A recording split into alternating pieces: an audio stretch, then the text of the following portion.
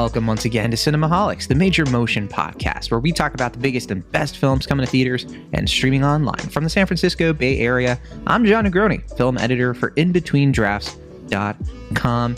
And from Pittsburgh, Pennsylvania, he's a freelance film writer, and you'll love to see him. I'm thinking he's back. It's Will Ashton. Hi, John. Sound kind of like, not even like Ghostface. You just kind of sound like you got something in your throat. Yeah, that's how everyone talks in these movies. They're just like, good to see you, John. Are you You back? made it back from the bureaucratic cannibalism triangle. I like, I don't think he's been in the sequels outside of the second one, but that cop guy who's just like, you working again, John? Well, that's the thing that's been bugging me about the John Wick movies since like the first one and part of the second one is we never get to hang out with like the people who are like not that important. Yeah, whatever. In this like criminal underground. Whatever happened to John Leguizamo? Yeah, we don't have like the people who like do the cleaning, you know, the janitors, right? We don't have like that was one of my favorite things about the first John Wick. We like, John, how you doing, man? Mm-hmm. And you know what I mean? Right. now it's like it's so high and mighty. It's so like, welcome to the continental Osaka, and it's just like, yeah, that's nice. Yeah, we don't have like prominent characters in like the working person roles. Yeah. You don't get to see the low men as much, but you also get to see how many dang assassins are in this world, which are a lot. Mm-hmm. I think we get that more. Well, we get that in the third one too, right? Where it's Sure. like every assassin was after him, and this one's like kind of doing the same thing. Anyway, John Wick Chapter 4. 4 movies. How about it? Yeah. This is I mean, look, the first John Wick came out in 2014. The first one we talked about, first episode of Cinemaholics, was John Wick Chapter 2, right? That was 2017. Very, very first film we ever discussed on the show, if that's correct. It tickles my nostalgia a little bit whenever I hear the words John Wick, because I really hear John Will. Yeah, I see. You know? Yeah. And chapter 2 was good. Chapter 3 I thought was good. Mm-hmm. I like all these movies. Yeah. I think Chapter 4 is good. I don't have that much to say necessarily, but we'll say it anyway. John Wick franchise. And also, once we actually review the movie, Will, I hope we can talk about what happens next with this series. Okay. You know? Sure. It might require spoilers. I think it would almost certainly require spoilers. We'll see. I mean, so this new movie was supposed to come out, like 2 years ago, May 21st, 2021. However, you know, something happened. I forget. It was like in 2020 and it delayed a lot of things. I'd have to look it up to figure that out. But no, that's finally out. Keanu Reeves is back. He's getting a little bit older. You know, that's kind of part of the movie at this point. Yeah, I mean, he's like pushing 60 at this point, right? Yeah, he's 58 years old. He's going to be 59 this year. Wow. And he's still looking great. I mean, the guy looks like he's in his upper 40s, not his upper 50s. But I mean, I know initially when the third movie came out and it did gangbusters, they were talking about doing like a fourth and a fifth movie back to back. And then I think the pandemic, like you said, delayed that. And then they were just like, okay, we're going to focus on just doing the fourth one. But they were still kind of dangling the carrot of the fifth one for a while. And I think that's where I got confused, was that they were kind of alluding to the idea that they were going to do a fifth one after this one. But then in the weeks leading up to this film, they're like, oh, this is the last one. It's like, okay, but you announced the fifth one, and then now this movie did so well. That's why I was confused when you were like, John, they announced a fifth one. I'm like, I don't know. Well, I don't know if they're going to do another one. It seems like they're setting up a spinoff, but we'll get to that probably later. Yeah. For now, I mean, I do want to point out that it has been so long since Chapter 3. That came out in 2019. It's been 4 years, and I genuinely forgot so much of like what happened in that movie aside from the action scenes, you know? Like, I don't really remember what like, is he still excommunicado? I forgot what the high table is. I forgot where he stands on certain things. Even though that was a trilogy, it really didn't feel like we got that much closure in the third one. And then, we're going to get a fourth one. Sure. So how are you feeling about that? Like, are you feeling like, because did you rewatch it before you went into it? Because I was confused.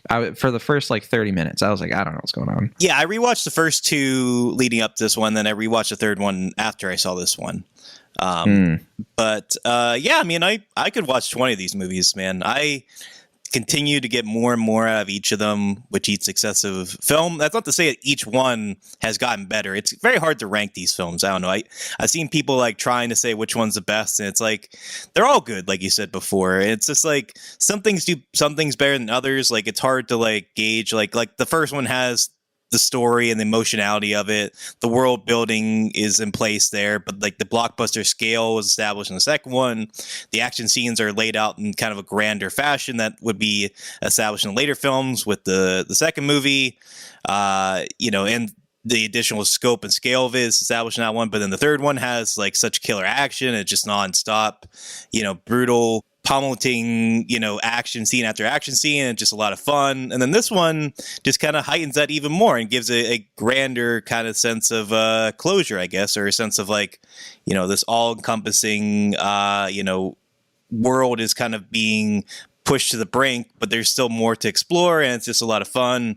I don't know. I could keep watching these movies, but I can understand and sympathize with the creators because it's probably a lot of hard work and a lot of pain to make these movies. Yeah, I mean, I've seen some of the behind-the-scenes stunt videos of like what people have to do to make this come alive, and they aren't using a ton of CGI for like these really elaborate scenes where people are just getting pummeled and receiving a ton of abuse on set. It's almost alarming, honestly. It kind of is, actually. But yeah, I would have to rewatch them if I could even dream of remaking them. But I mean, what you laid out, I think, kind of tracks with what I remember. I mean, I remember the first one pretty well because that is the one with the story. And yeah, the second one obviously like ups the ante in every way. I do remember the third one being so creative. Like it was so inventive with the weapons he was using and really the mix of set pieces. Like we had the horses, of course, and then we had like that knife fight. It's like it does amaze me that I can remember so much from these things despite so much time passing. But if there's one thing I don't remember super well, it is a lot of like the world building at a certain point, because it starts off more subtle in that first movie. It starts off a little bit more of like, we're just kind of, it's like a criminal underworld. You get it. Like, we don't have to over explain it. There's a hotel for bad guys. It's fun. But then, yeah, they keep adding more stuff to it. And then this fourth one, it's just like, there are all of these rules. I feel like it's starting to get a little bit like too unbelievable in terms of like how this criminal underworld works. There's something to be said about like really like the entire world has been conquered by this criminal underworld, and there's something interesting about that I hope that maybe there is room for a story there that they could tell of like, why is stuff the way it is, and they could explore that with one of the characters introduced here, Donnie Yen, comes in as Kane, who I think is truly like one of the most brilliant characters they've ever brought into this franchise. Yeah, I mean, I don't know. I guess to me, that's what I enjoy about these movies, that like they consistently establish that like there is no real like underworld. Like this is just the world, and that they're just folks who are kind of oblivious to it, or I guess are not clued in or whatever. But for all we know, like everyone and their brother could just happen to be an assassin, and it just adds to the sense of scale of like John can never really find peace. Like he is always going to have. You're not an assassin, Will? But no, I mean, I am. Oh, you're oblivious to it. No, I mean, okay. But just like. Even in the second movie, I remember there's like a moment when he's in Rome and like the one guy's just like, are you here to assassinate the Pope? And they've established in the previous one that like the Catholic Church has connections to these mobs and ties. So it's like, are they implying that like the Pope is even an assassin? Like, I mean, it's just like there's things like where it's just like everyone can be an assassin. I don't know. It's fun. Yeah, there is some fun to that. Before we really get going here, I just want to point out that Lance Reddick, of course, is in this movie, and he passed away suddenly a couple of weeks ago. Yeah. Very tragically. Yeah. And I heard that they were able to add a sort of like last minute, for Lance kind of thing at the end of the movie that wasn't there before. Beginning of the film. Yeah. Oh, the beginning. I heard it was at the end. So, yeah, maybe if it's the beginning, that's great. It's like just before. It's even before the logo comes on. It just says for Lance Reddick, or in memory of Lance Reddick, I think. That's great. It's fascinating to me too that like you can do that these days. Like, I mean, of course, like 15 years ago, almost everything was on film. You can, easily like send that to a projector the way that you can now. So we live in the future. That's it. I was going to ask you about that, because you saw this movie, I think, before he passed, right? Yeah. I did. Yeah. And so it was kind of surreal. Yeah. Mm-hmm. Yeah. I mean, I was just going to say, I don't know if that has kind of weighed on you, or if that's just something that, has impact. I can't imagine impact like your opinion of the film, but I don't know. It's just odd that we had like totally different viewing experiences that way. Like, I had to look at this as like, kind of a, his scenes have it's kind of hard to dance around, but like they have greater weight. I was gonna say, it really has like kind of changed, I think, the calculation. I think when White Men Can't Jump comes out, I believe he's in that as well. And so we might go through sort of a similar thing. And, for me, I love him in the John Wick movies, but I'll always like cherish his role in Fringe. Fringe was like one of my favorite shows back when I was in high school and college. And, his role in that, I just remember him being like such a just, powerhouse of a character in that. So he plays like the head of like the FBI, like Fringe division.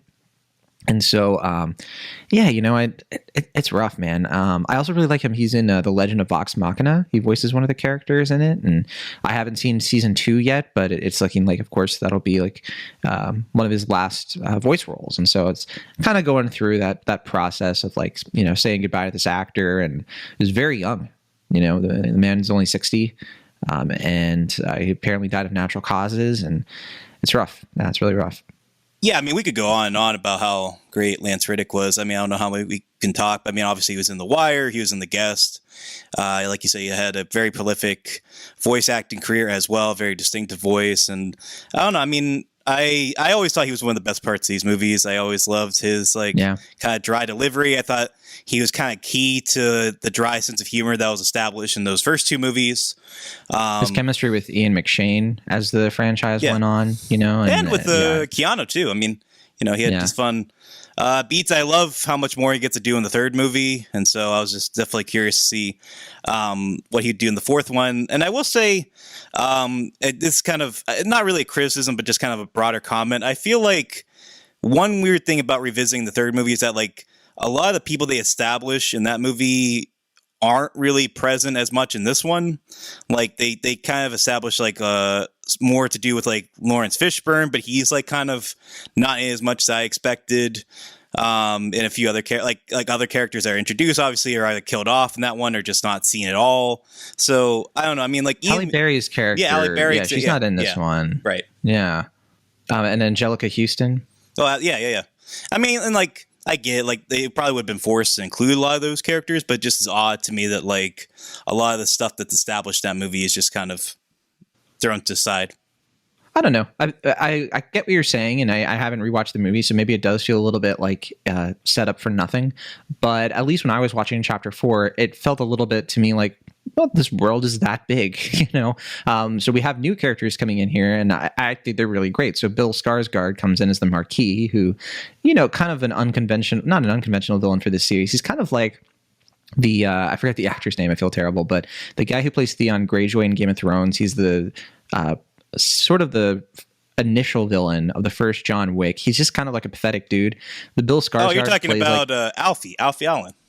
Yes, thank you. Yeah. So Bill Skarsgård kind of plays like a version of him that was like, bored on third base essentially. And sure. he's like super important, but he's also very pathetic. We have Hiroyuki Canada, who comes in here as I thought a really interesting character. He's like the head of the Osaka Continental. Yeah. And he's a prolific actor. I mean, truly, when I saw him, I was like, oh my god! Like, I feel like I haven't seen him in anything in quite a while. He was in something fairly recently. I feel like he was in. I looked it up. I forgot he was in Bullet Train. I was going to say I thought he was in Bullet Train. So we did see him just last year. But I felt like he wasn't in that much. I mean, we saw him in he was in Avengers Endgame, like that one scene. He was in Army of the Dead. Yeah. But I just feel like we haven't seen him in like real like full form like this since like 47 Ronin, With Keanu, he keeps his that's right, yeah, his people close. Yeah, and he was in was Hugh Jackman too, right? He was in the Wolverine, and I don't remember the Wolverine super well. I don't remember liking it that much, but I don't know if you were a fan of that one. But yeah. Oh, I had fun with the Wolverine. I mean, it's not a movie I've, thought about much or revisited, but when I saw it in theater, I was like, yeah, it's a good time. Yeah, I didn't hate it. And then we have Rina Sawayama, who is a famous Japanese and British singer. And I didn't know her as well, but I mean, she's just like, one of those pop stars that people are like, the youth are aware of. Sure. But I thought she did a great job. I mean, I had no idea watching the film that she was a pop star. This was like her first acting role, or at least her first major one. Like I thought she was very crucial to like the emotional core that this movie has. And yeah, I don't know, I was taken by her performance. I did recognize her because I've seen like her like all over the place, but yeah, it wasn't until like I saw her and I was like, oh, that's an interesting cameo. But then of course, like her character becomes way more important, and I was like, oh, cool. Like they're actually like, you know, that was a fun, subtle way to like bring the character in without making a huge show of it, which I appreciated. And then we also have Shamier Anderson, who I'm trying to remember what we saw him in most recently. I feel like it was not that long ago. We saw him on I think it was like a TV thing. Maybe. Is that so he was in Mr. Nobody here? Yes. Yeah. So he played Mr. Nobody or the Tracker, right? He was in Invasion, an Apple TV show that not a lot of people watch. It had Sam Neill in it, at least the first episode. He was in that. And then in terms of movies, the last movie was Awake, the Gina Rodriguez movie. Apparently he was in. He was in Endings, Beginnings, Bruised. Just hasn't really had any like lead roles, I think, lately. But I like him a lot as an actor. I think that he's just kind of like in this movie. I think he's kind of key to it working for me because he kind of like follows along the entire time. He doesn't have like a purpose. I feel like he's just such a fun sort of like surrogate for the audience in that way. Like we're kind of like nobodies who are just following along and watching this, and we have no business being there. Yeah. But like we're sort of like desensitized to what's happening. You know what I mean? But even so, like we have like some sort of emotional connection, and are kind of like, you know, show me more, make it more money, more stuff like that. There was something interesting about his character in that way for me. Yeah, I mean, I get that he's probably a direct comment on like kind of the criticism like I'm guessing the third movie got, where like you said, he is sort of the audience surrogate. Like he's someone who kind of, because the movie is so heightened at this point, there are less stakes, I guess, in the sense of like there are more stakes in the sense of like the world is literally out to get John, but in the sense of like it's so grand that we kind of need someone to bring it back to earth a little bit, and that's kind of exactly the purpose of his character here. And also, like you said, it's kind of a way to go back to basics. Like he has his connection with his dog. It's almost like you could kind of imagine a scenario where like an alternate universe where like John didn't find his wife and didn't get out of the field, but like he still had a dog, and like what that would be kind of like for him is kind of like this character in some way. So it is sort of like a mutual respect with John and this guy. And it also kind of mirrors like the relationship that John Wick has with Willem Dafoe in that first movie as well. So yeah, it's fun. I like that character. I like all the new characters here, actually. I think there's no like real like weak link of the bunch. And among the best new additions is none other than Donnie Yen. Yes. So Donnie Yen plays once again playing a blind character. He's very comfortable in that. Sure, yeah. Do you think that was his choice, or do you think that they were just kind of like, hey, we like you? Rogue One was cool. Yeah. Yeah. He I mean, obviously Donnie Yen is a true icon. You know, one of the true, like people like look at like people like Jet Li and, you know, like these sort of like Asian action stars like Jackie Chan who have been so like, I just think like fundamental to really bringing like action, Asian action cinema to the West. I would say that Donnie Yen is our modern day Jet Li, our modern day Jackie Chan, and he's an older guy. I mean, he's Keanu Reeves' age, but I think that it has been in the last decade where he's really sort of like brought that to the West in like a new way for people, specifically with the IP Man film series, and also of course it might be Ip, yeah. And also Rogue One. You know, he was like one of the most like interesting characters in that movie, one of the most like iconic characters in that movie. One of the reasons like I didn't love Rogue One as much as I think a lot of people do, but I just think that he's just, you know, truly a fantastic person to watch. But, he was my favorite part of the Rogue One, actually. I remember like if there was, I don't know, I'm so over Star Wars at this point. I haven't even watched Andor. I'm just tired of Star Wars at this point. But I remember thinking like if there was ever like a spinoff or like a show with him, I'd watch it because he was a cool character. I was curious, like if you just had like a martial arts sage in the Star Wars universe, like that's a cool idea. So you know, Disney, maybe get a hold of me if you want to do that. I don't know. Hey, I mean, they do have room for it. You know, I think that he would make a great like a great character, like a buddy kind of character thing, with like him being the more zen character and then having somebody who's a little bit more like takes themselves seriously. Like you have an easy odd couple setup there. But anyway, yeah, I mean, there was who's the character he was with in the in Rogue One? Like he had like kind of that relationship with somebody else in that movie. That's kind of like what I'm referring to. Yeah, and there's a little bit like, you know, coded there, like, oh, maybe they're in a relationship, but then of course it's Disney, so sure, that's not quite where they went with it. But yeah, I'd have to look up who the other guy was, because I don't remember his name, but it looks like his name is Baz Malbus, played by Jiang Wen. I think that's who he is, but anyway, yeah, he was more of like a mercenary character. He had guns and stuff, but then of course, you know, Donnie Yen's character was more zen, a little bit more of just like trust in the Force, not your guns or whatever. I don't know. You could just do a really fun like Butch Cassidy and Sundance Kid with martial arts and Star Wars. It'd be a cool idea. I'm just saying, this he can get a hold of me. It's interesting that they went for Andor first, but with Andor's success, hey, look at it. You know, I mean, you don't need all that. You don't need Jedi and stuff for this. Like, I haven't seen any of the new Mandalorian. I haven't been interested, you know, not to get on a tangent, but, you know, I'll get to it eventually, I guess. But back to John Wick Chapter 4. Another thing I do want to praise the movie for, before I get to my first criticism, I guess I have to set the movie up too. We haven't really talked about what it's about more specifically, but I do appreciate that they took off the caption, because before it was like John Wick Chapter 3 Parabellum. And I just thought that was like a heavy title. It was too much. It's like, you don't need that for John Wick. Okay. Like this ain't saying Ant-Man, Quantum Agent. No, forget it. Just John Wick Chapter 4. That's all we need. Like, we'll open the book. Like, let's go. So I wanted to say that was a good choice by Chad Stahelski, returning as director.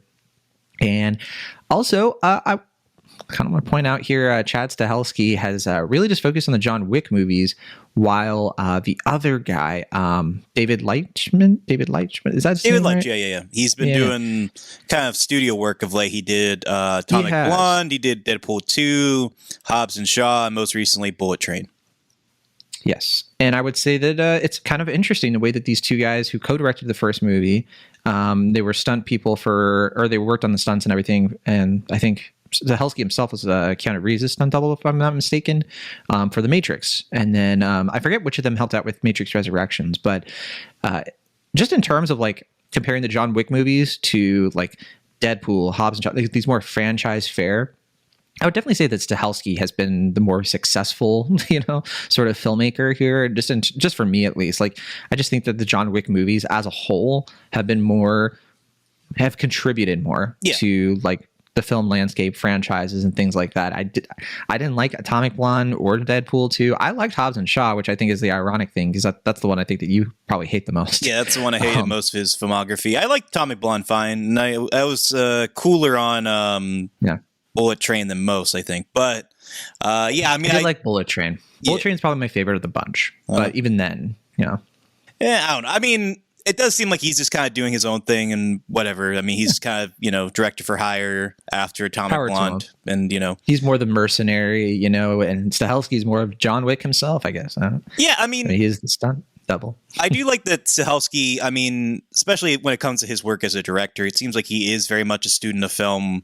That first movie in particular is so economic in how it's able to establish scope and scale with what's clearly a pretty limited budget. And I mean, I think, you know, every time I revisit the film, the thing that kind of sticks out to me is that, like, this is like what would happen if you just happened to like find the best direct-to-DVD action movie ever kind of thing, where it's like, you know, like the premise of it's your typical kind of vigilante thing. I'm sure even at the time people were kind of thinking like, oh, it's like Keanu Reeves Taken or whatever. Like, it's his kind of action vehicle where he can be, you know, go around kicking butt and taking names. But like, you know, that movie is so, you know, precise in its direction. It's keyed into the emotionality of it. And it takes a risk with, you know, killing the dog and like establishing this whole, you know, thing that's a kind of silly premise, but, you know, plays it somewhat straight. I mean, I don't want to say it plays it completely straight, because it does. Those first two movies have a very dry sense of humor. But I think the thing that I really appreciate about the third movie and the fourth movie is that they seem to be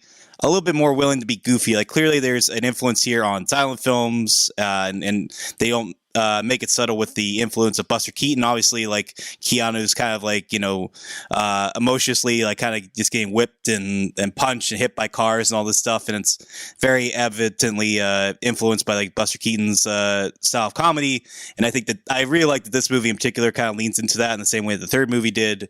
But yeah, I mean, there's a lot of set pieces here where it's clear that he seems to be influenced by the Western genre, obviously the martial arts genre. And, it's keyed into the film enough to where you can appreciate them as someone who's a fan of film, but it doesn't feel like they're beating you over the head. Like the movies themselves work on their own ways, but you can see the influences play out in some fun and apparent ways. All right, so let's actually talk about what this movie is supposed to be plot-wise. Now, John Wick Chapter 3, I had to look it up because I did forget a lot of what happened, but the Chapter 3 ends with Winston, played by Ian McShane, shooting John Wick. He falls, and Winston reassumes his position at the head of the Continental. Continental gets its status back as being neutral, and even though he's like super injured, the Bowery King, Laurence Fishburne's character, takes him in, and they agree to take on the high table from there. I forgot all of this, but that's kind of where we pick up with Chapter 4. The premise of Chapter 4 is that John is trying to defeat the high table. He's trying to find a way to, kill somebody who's above the high table and earn his freedom back. But of course, that's what sets in like really like the powerful enemies that he has created with the high table. And I don't know, I just keep saying high table a lot, and I still don't fully get what they are. But we do have like Clancy Brown, for example, who's like I think a member or a liaison for that. I don't really know how it works. The main person who's like representing that is the Bill Skarsgård character. He's called the Marquis, and he just sets off like a bunch of characters, a bunch of new killable faces and assassins, and a bounty, of course, to try to corner John Wick for good. It is a little strange because it's more after 4 movies. I mean, it's a lot of, and I said this in my review, a lot of nameless bad assassin people constantly thinking that they can stop John Wick, and just, I don't know. There's something weird to me about how like wave after wave comes after him and no one just kind of like gives up ever, or just sort of like comes up with a more creative. They all just sort of like go after him in the most conventional way, like as if that's going to work. And I like, does nobody look at the situation and be like, well, that won't work because he always survives and kills everybody? And I kept thinking to myself, like, where are the snipers? Like, why not a sniper? Like, where he is. Like, he's just kind of out in the open. Sure. He wears like a bulletproof jacket, but you just need an amazing sniper. Like Mr. Nobody could have killed him a bunch of times, apparently. Yeah. But nobody seems to be that creative about this stuff. I mean, they hit him with a car. I mean, that's something, I guess. No one have a rocket launcher? Has it not come to that? I don't know. I mean, yeah, and also Willem Dafoe was a sniper in the first movie, and it's like, yeah, I mean, you could very easily, I think, just like kill him when he's asleep. Like it doesn't like he doesn't seem like to like guard himself that much. But does he not sleep though? I guess not. We never see him sleep. Yeah.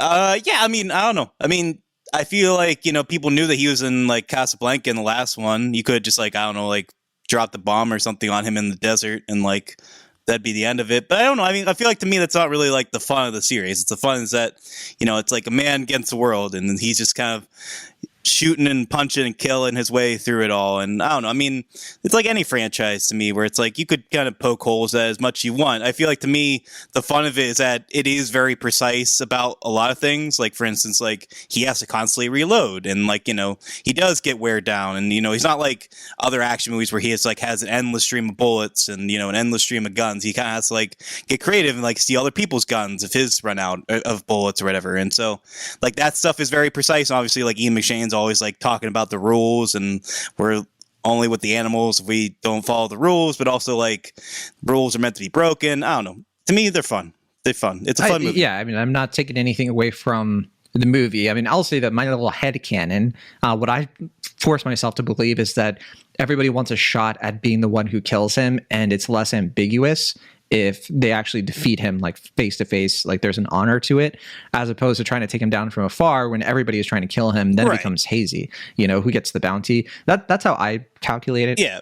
Well, that was the fun with like the third one is that like, like the raid guys and Mark Danabos or discusses.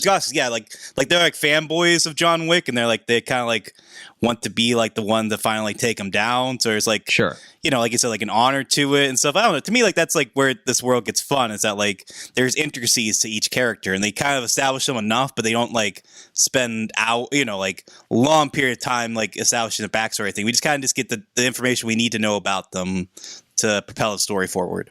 So, and I'll say, because you kind of touched on it already, but the John Wick movies, I think, have been really great for action cinema since the first one came out. The first one came out sort of in the wake of when we were at peak shaky cam, when the Taken sequels were like the main action blockbusters, and they were just gaudy. They were awful to look at. The stunts were really cheap and lazy. CGI had really, really put filmmakers in a position where they just felt like cutting corners was the most effective way forward. Yeah. But then Stahelski and Lisa, they really just stepped up the game there. I mean, it wasn't only Taken. It was, I think that kind of started with the Bourne movies. The Bourne movies. Where people took the really wrong... hit its... Yeah. They took the wrong lessons from what Paul Greengrass was doing with those films. Exactly. And they were like, okay, we can kind of like work around the action beats by like just shaking the camera. It'll seem more gritty and realistic, but it's like, no, I just can't follow what's happening.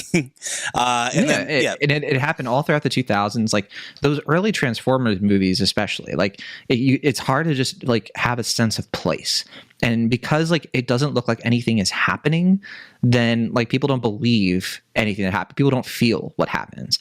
And so like action had really like lost its way up until John Wick comes out, Mad Max Fury Road comes out less than a year later, and all of a sudden we have like action sequences where they're really putting the work in to make the practical effects more woven into the story. And, you still have like a plot that's like very much like Taken, like revenge or like some kind of like very like primal, like, dad's mad kind of thing.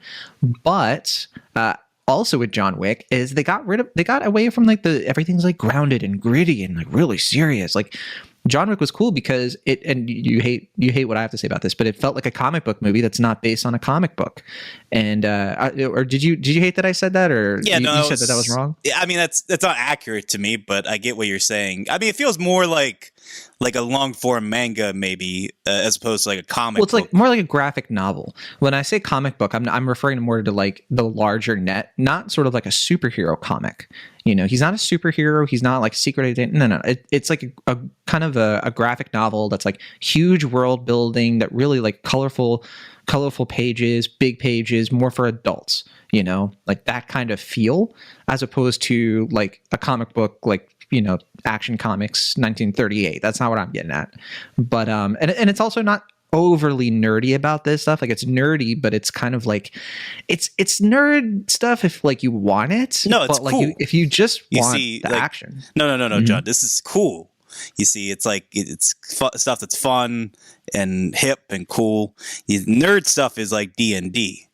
Like that's no. Stuff. See, the nerd stuff is all the high table, the marquee, the rules, and everything. But I think what makes the movie interesting is that John Wick himself doesn't care. And so his character is the man of few words. There was that whole thing going around where people were like he only says like 380 words in the movie. It's like, yeah, that's why it's fun. Like John Wick is like the person who he's a man of action, Everybody else is like going off and having diatribes. Ian McShane is waxing poetic. But then John Wick is just like, hey, I'm going to kill everybody. Like, it's great. Yeah, he's always engaged in pleasantries too. Like he's very polite usually when he talks to like fellow assassins, and he's retired, yeah. So he's just like, what? Yeah, well, I mean, it's also just that like get this over with. I mean, everything he says has added gravitas because it's not like he's just like talking all the time. Like he only speaks when he needs to say something. So yeah, it's cool. Are there any action beats that you wanted to point out that were some of your favorites? Oh, sure, but I mean, I was gonna say to that thing before I forget, I think that's kind of been crucial to the resurgence, I guess, of Keanu. Is that, I mean, I think a lot's been said, and maybe harshly, about Keanu Reeves' like acting abilities over the years. Like I think he's not an actor with like exceptional range, but I think he's been very smart and very thoughtful about what he can do, and like he has like this sort of zen and like this kind of like cool sullen demeanor that, you know, I think obviously with the Matrix it works because there's this kind of like heightened sense of like this alternate world and like this, like, you know, like this philosophy major ideology kind of thrown in there. But like with this movie, it's about like kind of acknowledging, you know, he's just someone who has like this long reputation. The less we know and the less we hear and the less we see about his past, kind of the better, because then, you know, we can kind of fill in the dots and Keanu Reeves can kind of play against whatever his perceived limitations are as an actor and just kind of rely on his strengths as well as far as like an action star is concerned. But yeah, I don't know. I mean, I think it just helps that like he's also probably like a really nice guy. He's gotten a lot of chances to, you know, make friends and like find himself connected to the right people. Obviously, Chad Skalinski, I think, has been, you know, really great to his continued rise. And yeah, I don't know. I mean, I think it's been a little unfair for people to say that like his performance has been lacking. I think he's, you know, also gotten better with these, you know, as an actor with these John Wick sequels. And anyway, as far as the action sequences. Oh, before you go, yeah. Before you go on, I gotta say, you said fill in the dots. I'm not sure if you meant connect the dots or fill in the blanks. Sorry, connect the dots. Yeah. But anyway, to answer your question, I mean, I love, you know, like the Japanese like continental like takedown. I think that's such a great fun action scene at the top here. It's like a 20-minute like set piece. I mean, we didn't say it already, but this is a long movie, and part of it is because the set pieces like really stretch out. Yeah. But I mean, the one that stands out to me the most, I feel like a lot of people have talked about the staircase scene, which is a lot of fun, and it plays out, you know, in a good way. It showcases, like, you know, Keanu Reeves' strengths not only as an action star, but as a physical comedian. But to me, I mean, I think that's also extenuated in that scene with the, what's it called in Paris where, like, they, you know, drive around in a circle, you know, like... I forget. It's like not the. I'll look it up. It's like around close to the Notre Dame or something. Yeah. That to me was so much fun. I was laughing so much, just like he, you know, constantly getting hit by cars and the Arc de Triomphe. Yeah, there it is. Yeah, is that it? Yeah, and just like constantly has to like get back up. People are also trying to dodge cars and like, you know. Yeah. And then like someone will get hit by a car, but he'll still shoot them in the head to make sure they're dead. And it was just it's so much fun. Yeah. I was going to say, I mean, the one I think of first is the scene where he has like a sort of like flamethrower shotgun and he's just going like room to room and the camera is like overhead.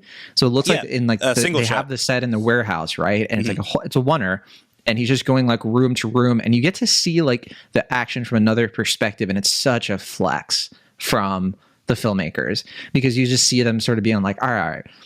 You know, no gimmicks, no sort of like, you know, the camera kind of turns quickly so we could cut.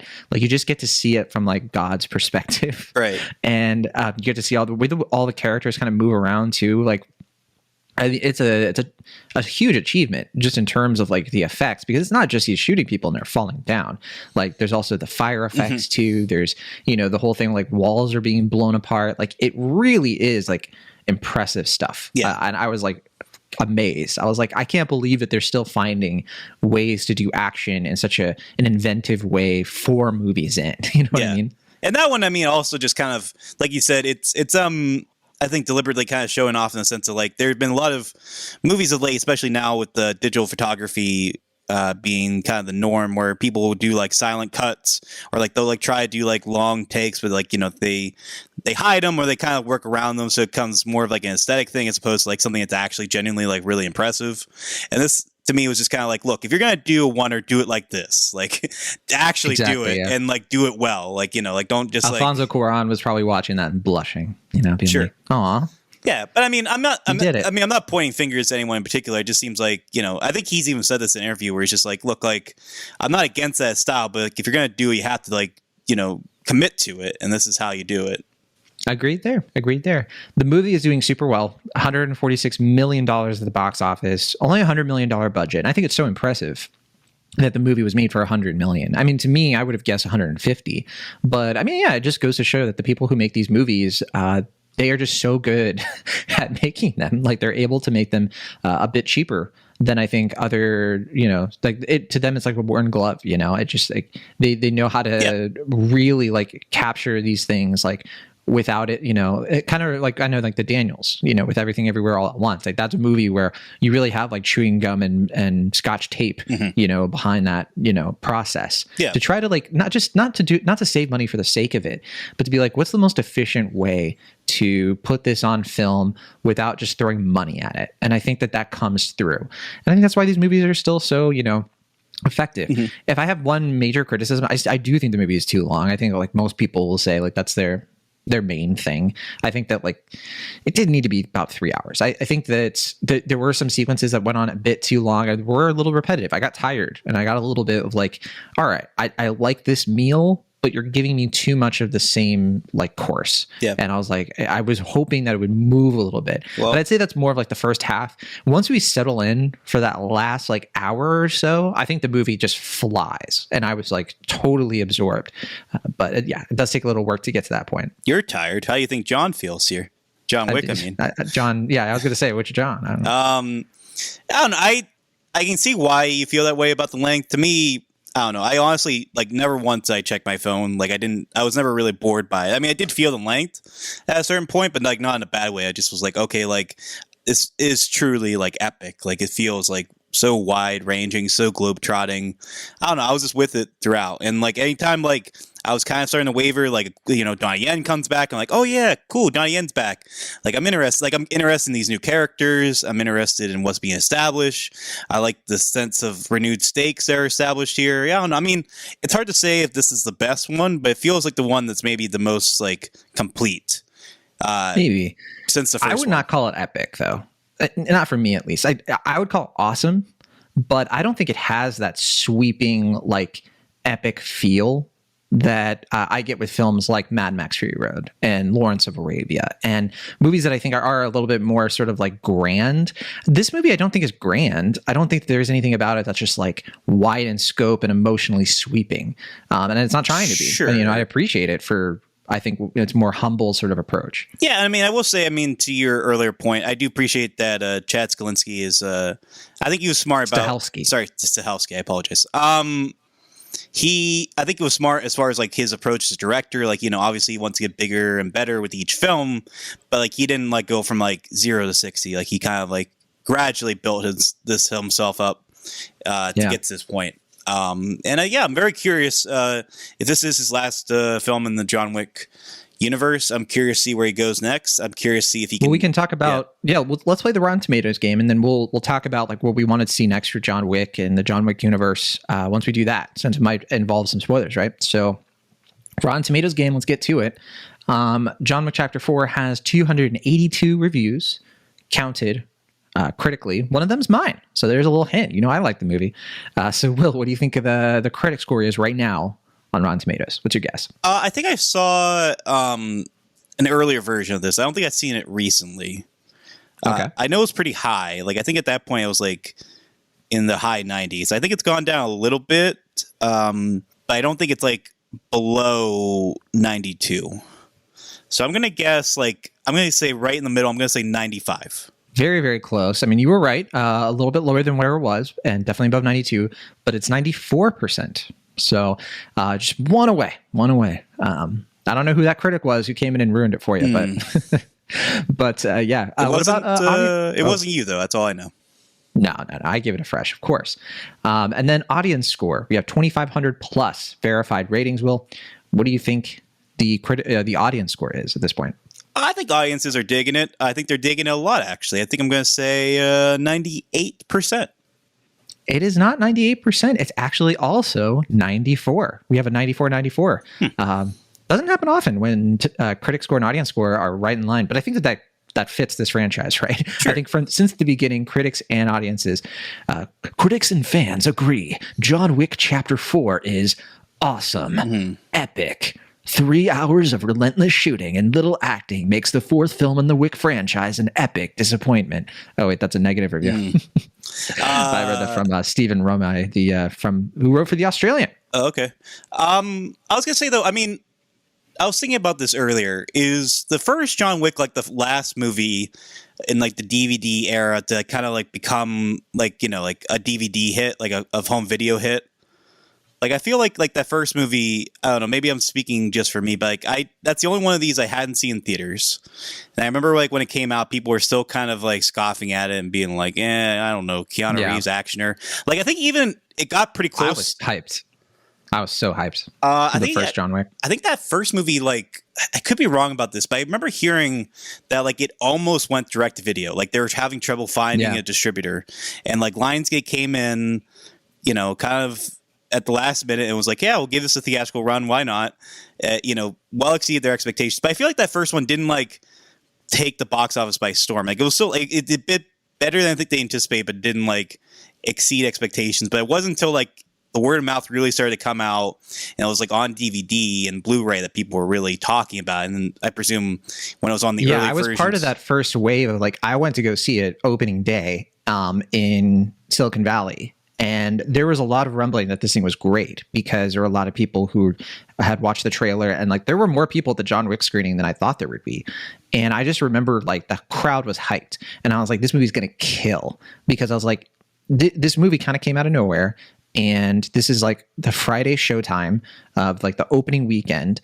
And then, I remember like it just like picked up from there. It was like that movie and Nightcrawler were like the two surprises, you know, it felt like, you know, for Keanu and for Jake Gyllenhaal, you know, these movies that it just felt like people wanted to watch movies like that. Like there were more for like adults that were kind of like more sort of like original and different. Sure. And that was a fun time. The movies. Can you imagine if Nightcrawler had a franchise like John Wick did? It's such a perfect standalone kind of thing. You know, I really appreciate it for that. Oh, by the way, that reminds me, we never got to talk about the nunchucks with John Wick. I love it. I love that they taught Keanu Reeves how to use nunchucks. That was fantastic. Yeah. So you already know the cinema score. You were spoiled on that. I don't know what the cinema score is though, so I get to guess for once. So Will, you remember what it is, right? Yep. Okay, perfect. So, all right, I'm gonna guess, and I think that like with an audience score like that, and also critics splitting the difference, I think that people. My mental logic here is that it's the John Wick franchise. The people who go to see it early want a very specific thing from John Wick. I think they're going to get it. They might be a little bit weakened in the knees from the length, so it might not be like an A+, but I definitely think it's either an A- or an A. I'm gonna go for A. Kind of go with my heart, because I think that people will like ultimately be like, yeah, it was great. You know, like even though it was long, they're going to come out of it being like, yeah, this is it. John, am I right? You are correct. It is an A cinema score. See, I like to, you get rewarded. You know, sometimes it doesn't work out. Sometimes it's lower, but I'd rather be right about it being higher. I don't know. Let's go to Letterboxd here. Now, on Letterboxd, it's kicking. It's just really like wiping the floor. People are seeing this movie.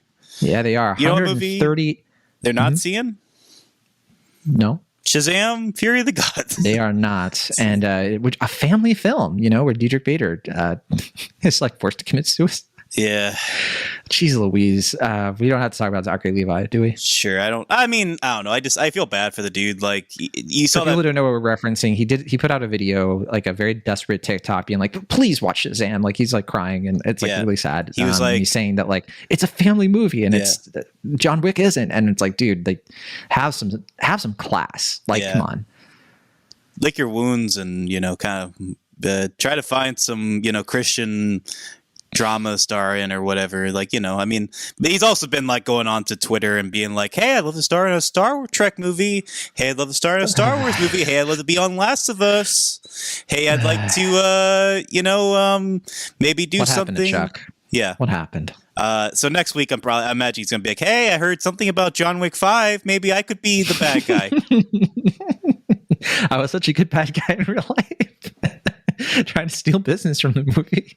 Yeah. Okay, so on Letterboxd, John Wick Chapter 4 has 138,000 watches. So high already after just a few days. And it's already in the top 250 on Letterboxd. It's number 162. Pretty wild that it's, it's one of the few times I think only 3 or 4 new movies we've talked about have been up there. Like Everything Everywhere All at Once is one of the major ones. Now, Will Ashton, what do you think the Letterboxd average rating is between 0 and 5? Well, I'm going to guess it's pretty high if it's in the top Be 200. Funny if it wasn't, right? Yeah. I'm gonna say 4.7. Oh, it's not that high. Calm down. I don't think we've ever had a movie be that high before. No, it's 4.2. At least that high, like with such a reach. 4.2, which is still like pretty high. Very rarely we have over 4. Even 4.1. It's been a while since we had higher than that. Yeah, my letterbox is just full of people who are just John Wick stans. You know, a few 3s. I see a 2.5. From a friend of the show, Corey Everett, and but most people here are like 3.5, 4 stars, 4.5 from Chris Evangelista, friend of the show, and Ryan Oliver, friend of the show. But yeah, it's certainly doing super well with critics, as we established, and there you go. Yeah, I'm trying to see if anyone one person I follow, 2 people I follow have given it negative ratings. Okay, so a couple people did. But yeah, most of my not everybody's into John Wick. What are you gonna do? Yeah, what can you do? It's fine. But I mean, it's something that like everybody is watching it. No such thing as bad press. Sure. Yeah. All right. Well, that'll do it for our spoiler-free portion of the show. We're gonna quickly just talk about the future of the John Wick franchise, and that'll of course include a little bit of discussion of what happens at the end of John Wick Chapter 4. So if you still haven't seen the movie, this is your chance to bow out. We'll see you next week for Dungeons and Dragons and whatever else we're going to talk about next week. But Will Ashton, I'll turn it to you for John Wick. All right. Just to establish, John Wick Chapter 4, the ending. It looks like, it kind of ends the same way as Shazam! Fury of the Gods. Spoilers for Shazam! Fury of the Gods, by the way. I didn't even think about that. Yeah. I was thinking about it. I was just like, both characters die, but one of them stays dead. It looks like, at least in John Wick. Yeah. Now, a lot of people will say like he faked his death or something, but sure. I mean, like, why would he do that when he's free? Who knows? Right. What if Mario ends the same way? Goodbye, Luigi. Goodbye, Luigi. No, it's Chris Pratt, so he's going to sound like Linda from Bob's Burgers. Yeah. Goodbye, Luigi. We can't even do it. But no, so John Wick is dead, allegedly. And it looks like that's what you were referring to, of like, oh, we're not going to make a 5th one, or we're not going to really do this. And in the post-credit scene, very quick, teases more of like a movie with the Kane character. And because in the movie, Kane kills the character played by Hiroyuki Sanada, and his daughter, played by Rina Sawayama, she, of course, is like now out for revenge against Kane. I don't think we talked enough about Kane, honestly. Like the way that he fights, even though he's blind, and like he's such an interesting character. Oh yeah, that was the other action scene that I really liked was like when he's in that kitchen thing and he's using like the sensors. Yeah, that's so cool. Yeah, so inventive. And so we end the movie there. Kane is in Paris, and I think that's where his daughter is, right? And Akira, the character played by Rina, she it looks like she's going to try to kill him, and so like it looks like they're setting off like a spinoff. They also have the Continental, that show that is supposed to be, I think, like, I don't know if it's supposed to be part of the same universe or kind of just like a prequel or whatever. Some people have said that we could get a John Wick prequel, so like a younger John Wick, played by a different actor. Don't do a prequel. I don't need to know how John Wick became John Wick. The mystique and the allure of John Wick is that we don't know these things. Agreed. But I think they are going to go that route. I think that they are going to try to do that at some point. So we just have to bear with it, I guess. But no, I mean, it's like, it's more interesting to not know. Like, it's more interesting when people hear his name in that first movie and are just like, oh no, John Wick. Yeah, and it's funnier. It doesn't work. With the sequels that like Alfie somehow didn't know who John Wick was, and he's like this like bratty sheltered privileged kid that just happened to like not know who the world's deadliest assassin was and piss him off, which I think is funny. Like I like that about the sequels. But yeah, I don't need to see him doing the pencil thing for the first time. I don't need to see like his first kill or whatever. Like I don't need that. Just focus on the other characters if you need to establish this universe anymore. But if this is it for John Wick, I'm fine with that. Well, we'll see John Wick, I think for sure, in the upcoming spinoff Ballerina. Right. Yeah. So I forgot to mention that one. So Keanu Reeves and Ian McShane are supposed to show up in that. And this is the movie that takes place in between. Yes, it takes place in between Chapter 3 and Chapter 4. I think that's so that's the one Len Wiseman directs. And it's supposed to be about Ana de Armas, right? who is like a ballerina assassin. Right. Yeah. The third movie, you see like Angelica Houston has that ballerina thing, and I guess Ana de Armas is just one of those ballerinas, I guess. That's what it's looking like. Like she apparently somebody murdered her family and she's out to get revenge. Who would have thought? Sure. Norman Reedus is supposed to be in that, which I'm excited about. Okay. Because I feel like he hasn't done much since Walking Dead. But, sure. And then, Continental, as we mentioned, is supposed to be. I see confirmation here, so I wasn't sure if it was in the universe, but it is. But it is a prequel show. So there are going to be like John Wick characters who are supposed to be younger, but I don't know how much younger. Like I don't know. Again, don't need it. I think that's supposed to be a miniseries though, so it's not like I don't think they're going to be on Peacock. Well, don't worry, it's going to be on Peacock. It's not like people are going to see it. Yeah. Ooh, Mel Gibson's supposed to be in it. Mel Gibson's supposed to be in it? That's what it says. Okay. Maybe past then. It looks like a Winston is going to be played by Colin Woodell. See, I guess that's okay. Like, I like the idea of like a younger Winston. You know, that's a character who I don't mind learning a little bit about because he is a bit of a cipher in the John Wick movies. And him being the main character, I don't know. It could be fine. I would just rather like if they want to do a spinoff with Halle Berry, I'd be cool with that because she's like mostly a side character. Like she has like a little bit of a relationship with John Wick during like a crucial point of her life, but like you could kind of just have a cameo with him and then just focus primarily on her. Like that's fine. Like I'm cool with that.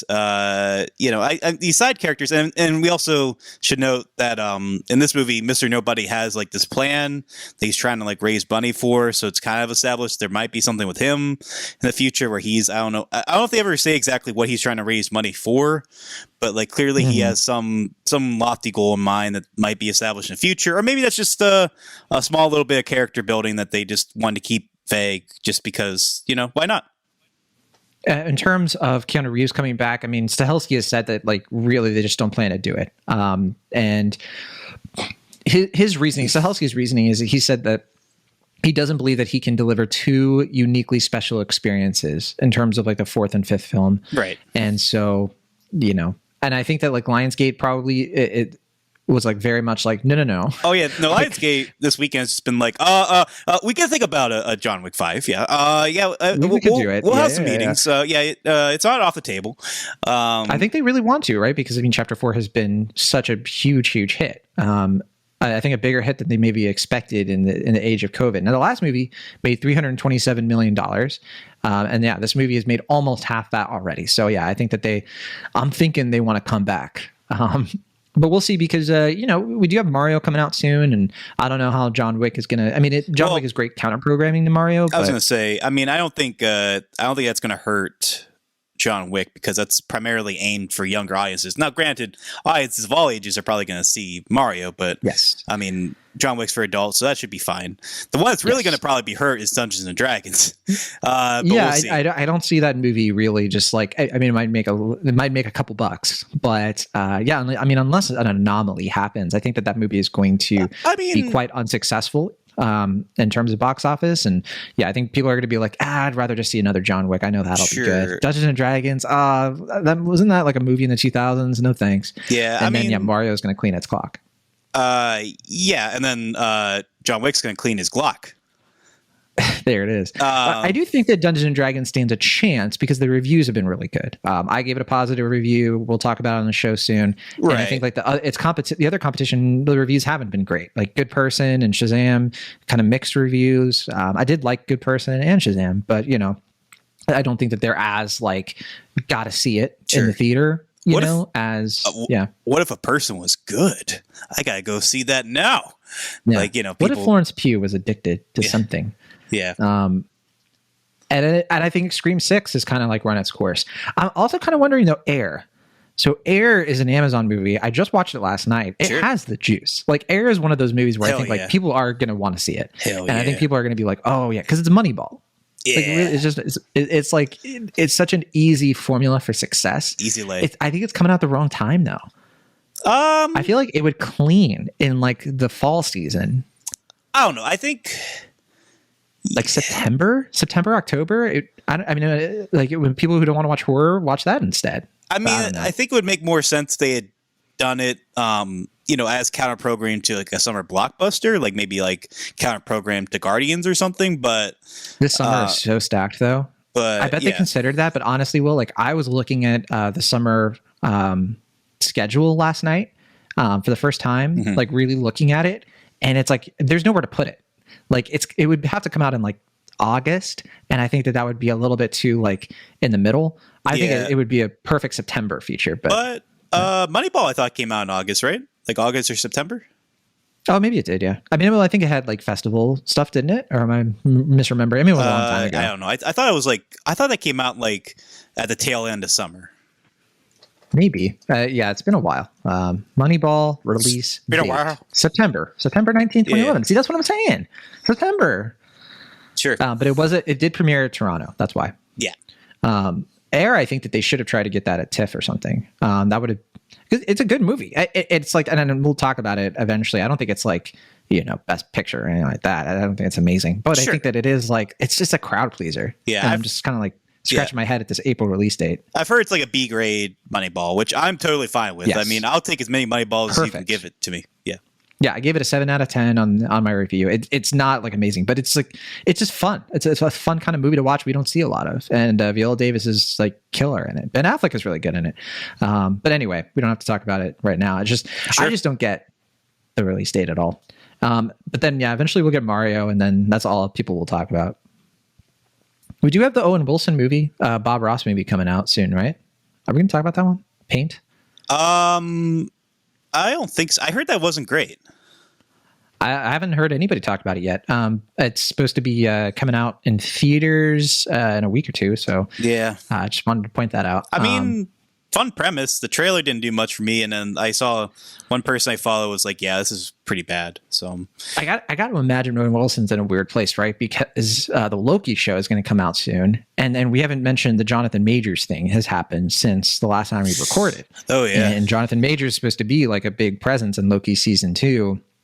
And there's a lot of like, we don't have to get into it now, but I think that there's quite a disruption, I think, in the movie world because of some allegations that look pretty serious for Jonathan Majors. Yeah. Yeah. I mean, I don't know what's going to happen with Magazine Dreams. I don't know what's going to happen with The Understudy, Spike Lee's new movie that was supposed to star him. For people who don't know, Jonathan Majors' girlfriend has went to the police and filed a criminal report that he strangled her, and he's been accused of domestic abuse. And there's some people who've come out and said that like, oh yeah, we knew all along that he was kind of a sociopath, and so it's starting to look pretty bad for this actor in terms of like just being a bad person and a horrible person who should. If these allegations are true, should have no business, being a successful actor or being anywhere near the status that he has right now, which is sad, obviously, because a lot of people like us appreciate his talent. But I mean, if that's the case, it's just tragic, pretty awful. Maybe we'll talk about that in another date in more detail. Bit of a downer note. Especially once we have more information. Yeah, I was going to say bit of a downer note to end this episode on, I'll admit. Well, it's not. We also have Tetris and 1001 coming up soon, which I'm planning to see both of those. And Tetris, I think, is going to be on Apple TV, and then 1001 is going to be in theaters, and I can't wait to see both. I think Tetris is actually getting a limited theatrical release as well, but I don't know how wide it's going to theaters. It's going to be pretty limited. It already hit limited theaters. It's not playing anywhere around here though, so I haven't had. Maybe it might just be New York and LA for all I know. But it's going to be streaming in a couple of days, and so that's when I'm going to see it. And I'm looking forward to it. I love Tetris. I play that game religiously. Now, this isn't like Pixels. Like it's not like a movie about Tetris. It's about the making of Tetris. Yes. Yeah. And in fact, when I brought up Air being that kind of movie we don't get as much as you'd think we would, considering how those movies tend to be so good, or tend to be so pleasing, to the crowds. Some people were like, well, we also have Tetris. Look at that. But yeah, no, we're getting the Teyana Taylor movie soon, 1001, and that one I think is going to be certainly a big, I think it wants to be an awards contender. We'll see if it is, but yeah. Yeah. The thing though about Tetris and Air though is that it is nice to see movies about adults for adults, but it's also like they have to be so damn corporate. Like they're about, like these like conglomerates, making money. Yeah, that is like my big criticism with Air. It's just like it's so like slaven to Nike that it's like gross. Like it's really, really gross. But it's not terrible about that. I mean, you can deal with it, but sure. We'll get to that when we review it. We should wrap this up. That'll do it for this week's episode of Cinemaholics. Thank you so much for listening. We'll be back soon. And from the Internet California, I'm John Negroni. And from the Internet Pennsylvania, I'm Lashin. We'll be back next time.